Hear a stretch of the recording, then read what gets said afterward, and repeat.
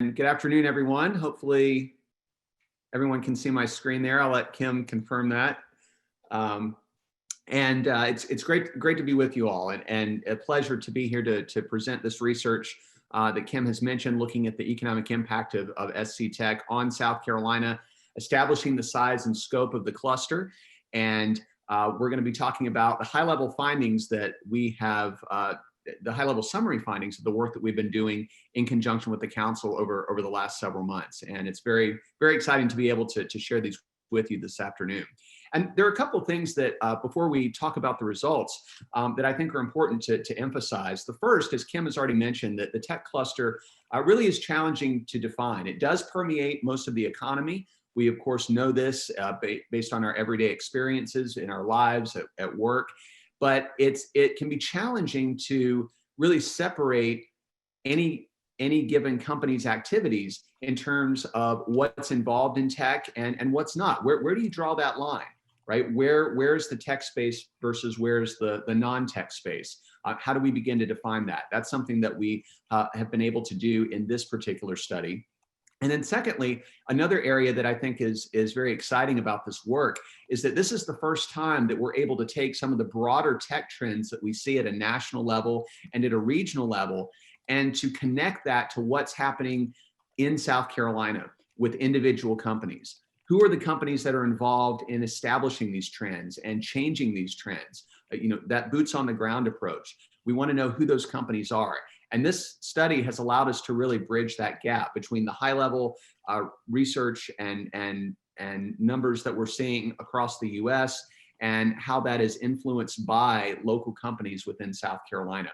And of course, being able to identify the tech cluster in South Carolina, including the companies, provides additional information so that the council then can, of course, go out, talk to these companies, learn more about their strengths and weaknesses, what their needs are, everything from looking for additional suppliers to workers to any other elements that they're looking to grow from. And that helps for the council to continue to nurture and grow the cluster over time. So very specific reasons why this research effort is very important to be engaged with.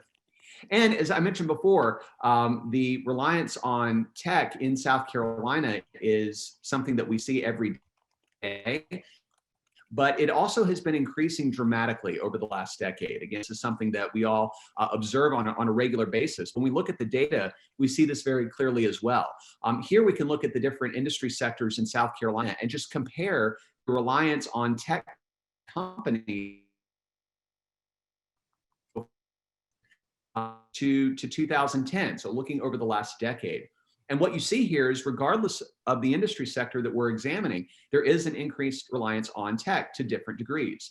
So to give you an example here on how to interpret these numbers, basically this is saying for manufacturing, for example, that if you look at the average manufacturing firm in 2019, it was spending about 81.7% more with tech-based suppliers than it was in 2010.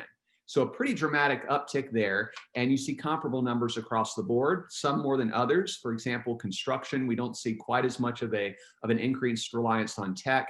Not surprising given the industry composition there and the products that construction, housing is building. Then compare that on the other side there at a growth rate of 263%. Now, part of that is simply that leisure and hospitality wasn't relying much on tech in 2010 relative to other industry sectors. And so starting from a lower number, you're going to see a higher percentage change. But also consider everything that's happened over the last decade, everything from Airbnb to online reservations to mobile ordering. So all sorts of improvements and changes and evolution occurring within that industry segment where we see an increased reliance on tech. So it's happening across the board, across all industry sectors. And so we want to be able to look at that specifically and quantify what this space actually looks like in South Carolina. So how do we do it? How do we establish the size and scope of SC Tech in South Carolina? Well, we can break it down and think about it in two ways. We can think about tech, the tech space from the firm perspective, so tech companies, and we can think about it from a workforce perspective. So who are the tech employees? Who are the tech workers? Those working in tech-based occupations. So those are the two parameters that we want to start with. And when we do that, we can look at 4 different segments when we break down each of those 2 components. And we can look at tech firms and we can look at non-tech firms and start there, recognizing that every company in South Carolina can theoretically be divided into a tech firm and a non-tech firm. So we start there. And then we say within a tech firm, you're going to have tech workers and non-tech workers. And with the non-tech firms, you're going to have tech workers and non-tech workers. So to give you a quick example, think about a tech firm as perhaps an IT company and a non-tech firm as a manufacturing company or a manufacturer. So in the IT company, you're going to have tech workers like computer programmers. You're also going to have non-tech employees or workers like HR managers or accountants. But in the tech firm, all of the workers, regardless of their occupation, are supporting the tech firm itself, and so are enmeshed within the tech space and are part of the tech cluster. Thinking about a manufacturing firm, on the other hand, while manufacturers certainly are involved heavily in the tech space and may hire many tech-based occupations, including computer programmers, so those tech workers, they're also going to have a sizable number of employees that are non-tech workers. So think about, again, an HR manager or an accountant working for a manufacturer, not necessarily considered to be the tech space there. So we leave those workers out, but of the remaining 3 categories, all 3 are important to make sure that we include as part of the tech space in South Carolina. So all workers working for tech firms and all the tech workers, all those working in a tech occupation for non-tech firms. We have to look at each piece individually and look at all 3 in order to get a comprehensive assessment of what tech looks like in South Carolina when we're trying to understand the comprehensiveness and the total size of this cluster. Now, knowing that definition then, what does it actually look like? We can actually break down these numbers in South Carolina. So first, we can look at the largest tech occupations in South Carolina. These are the numbers, again, pre-COVID data, 2019. So this gives you a feel of the largest occupations in South Carolina that are part of tech occupations. And again, most of these should look familiar to you. Not a whole lot of surprises here, but everything from computer support specialists to systems analysts, a lot of engineering categories. Again, occupations that we would traditionally expect to be in the tech space. And you can get a feel for where they rank relative to one another and what the total employment numbers look like for each specific category. We can also, in addition to that, look at the industries themselves. So where do these largest occupations primarily concentrate? Which industries are hiring tech workers at the highest volume? And so this shows us here which industry sectors in South Carolina that represents. So for example, we can see that telecommunications is number 1, meaning the telecommunications industry in South Carolina. Of all the employees working in telecommunications, about 31%, 31.7% are considered to be tech occupations or are working in the tech space. So again, it's a sizable percentage here. We're seeing a significant presence of tech across industry sectors. And here, these are the ones where you see the highest presence in terms of the sheer size of the workforce. So telecommunications, again, information services, computer manufacturing, data processing, IT, a lot of the industry segments that we would anticipate, but some maybe less so. But again, a sizable percentage overall when we're looking at the primary concentrations of workers within different industry sectors in South Carolina. So when we look at these 3 categories then and sum all these numbers up, what do the total figures look like? What is the total economic impact of the tech cluster in South Carolina? Here we can look at the three segments that we mentioned before. When we add all those together, we see a total employment figure of just over 180,000 employees in South Carolina. 180,801 represents the total employment base of the tech cluster in South Carolina. And again, that includes all of the workers working for tech firms, as well as all of the tech occupations, all the workers working in tech occupations for non-tech firms as well. So we're including all 3 components there. So 180,000 employees approximately, that represents almost 10% of South Carolina's employment base as a whole, to put that number into context. And again, you can see how that breaks down depending on whether we're just looking at the total number of tech workers or the total number of tech workers in tech firms themselves. So we can break down the numbers in a couple of different ways and look at that aggregate total as a whole.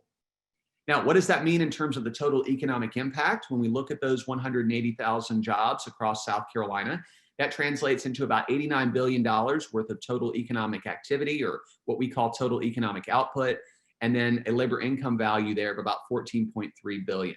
So what does that economic output number really mean? Well, first of all, what we're estimating here is the total volume of economic activity that is produced or generated by those 180,000 workers across industry sectors in South Carolina. They're generating annually a total volume of economic activity of approximately $89 billion.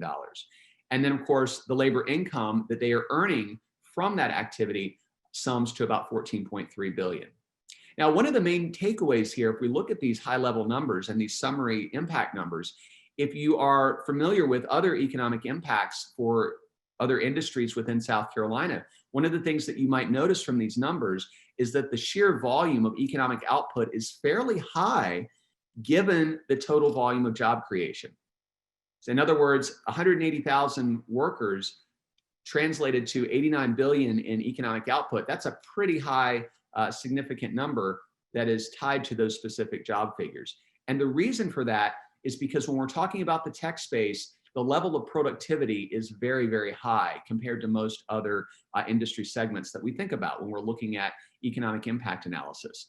Productivity is high, and the easiest way to observe that is to look at the wages themselves, which you can see here that tech jobs pay an average wage in South Carolina of close to $79,000 per year, which represents about a 75% wage premium over the average South Carolina job, which is fairly unusual. But again, that value creation that we see in the tech space, the level of productivity that tech is able to provide to a given company or to a given industry is very strong. And again, this is something that we observe every day, but we clearly see it in the data, looking at how a significant volume of economic activity is supported far more so with a given level of job creation than we might otherwise see in other industry sectors overall. So a couple of other ways that we can observe the economic impact. We can break this down in a couple of different ways. We can look at the number of tech firms themselves, so we can actually break down these employment numbers and look at the number of firms and how they have changed over the last 20 years, and especially over this most recent economic expansion over the last decade. And you can see consistently that if we look at the number of tech firms in South Carolina, a steady increase. So over time, we've seen the presence of tech in South Carolina continually expand. We've seen that before in terms of the reliance on tech that I showed you before across industry segments. But here we just see that in terms of the sheer volume of the number of firms in South Carolina, which has steadily grown each year. A slight downturn between 2018 and 2019. That's fairly small, and the primary reason for that is there is a lot of fluctuation from a year-to-year basis, simply because many of the firms are small, and we're seeing a lot of startups, a lot of entrepreneurship, a lot of companies coming in and growing in this space, which is seeing significant increases in demand. So there are going to be significant fluctuations from year to year in the total number of firms. But on the whole, again, stepping back and looking more broadly, a very obvious and clear trend of an increasing number of firms in South Carolina in the tech space. We also see a very similar trend if we look at the employment numbers among these tech firms. Again, this represents all the employment within the tech firms themselves. So recall looking at those three elements of the tech cluster before. In this case, we're only looking at the employees working for tech firms, not the tech workers working for non-tech firms, which is why the 2019 number here is that 108,276. But just as with the firm numbers, you see steady growth over time, a sizable increase each year. And looking more broadly at trends in terms of what's been happening over the last decade and even before, again, a steady increase in demand in tech in South Carolina. We're seeing that in terms of increases in the number of firms, as well as the increases in the number of employees as well. In terms of the percentages, we can actually compare that to what's been happening in South Carolina as a whole. And employment growth in the tech space significantly higher than what we're seeing for South Carolina as a whole over the last decade, and especially within the second half of the last economic expansion. You can see very steady rates of high growth in South Carolina, sometimes as much as 3 times or more the rate of the state average. But once again, this points to this broader trend that the demand for tech is going up, and we're seeing that manifested itself in terms of firm growth and employment growth, and it is clearly bringing up the state average and growing it at some of the fastest rates among any sectors that we'll see in South Carolina. One other area where we can break this down is to look at employment growth by type of business or by line of business. So where is this growth really happening in South Carolina? And just comparing the most recent period of data so we can get a sense of who's been growing the most. And you can see these categories here. A number of them, again, should look familiar to you, but a couple that I want to just point out. One is looking at aerospace. You see aerospace is in here. And the second is looking at businesses within transportation and distribution. So thinking more along the lines of logistics. And both of those are very important to recognize, because as we look ahead in South Carolina over the next decade, although aerospace is facing some challenges right now due to the pandemic, aerospace will make a recovery going forward, and it's going to continue to be a major player in South Carolina's expansion over the next decade. And in addition to that, if we look at how tech is becoming more and more enmeshed in the logistics sector, Kim and Susie both pointed that out earlier, and logistics, of course, becoming more important in South Carolina as we move ahead, because one of the long-run trends we're seeing in South Carolina is that migration patterns are favoring the southeastern United States. In other words, we're seeing more people move to the southeastern United States relative to elsewhere in the country. That's happening for a variety of reasons. But the reason that matters is because it's creating a larger market and a larger demand for consumer products, for consumer goods in the Southeast.